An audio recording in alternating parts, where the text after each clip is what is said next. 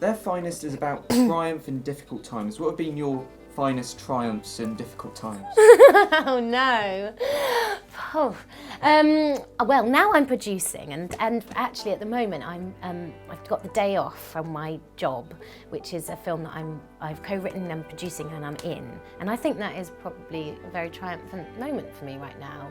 But let's see how the film ends up. But even the fact of doing it is very triumphant. Being able to make a film alone is sort of like a big achievement. Yeah, it is. It is for me. It's very huge, and yeah, I'm pat myself on the back about that one. Yeah.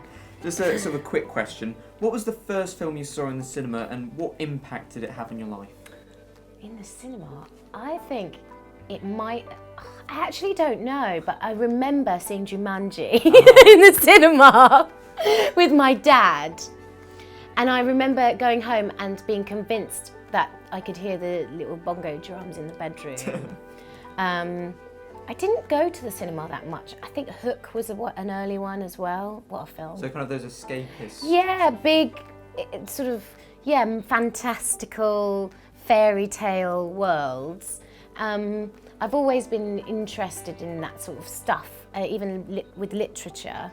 I guess it must have influenced me. But yeah, it wasn't until really I was about 16 that I started watching other types of cinema that wasn't sort of big blockbustery type stuff. I wasn't raised watching films. We didn't watch them. So it wasn't until then that I really started to, get obsessed with cinema.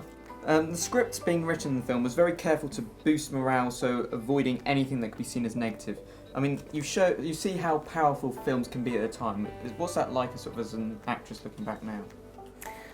I think that now, there's a place for films for escapism and the people love going to the cinema to just switch off, and they do that with television a lot. I think that's great.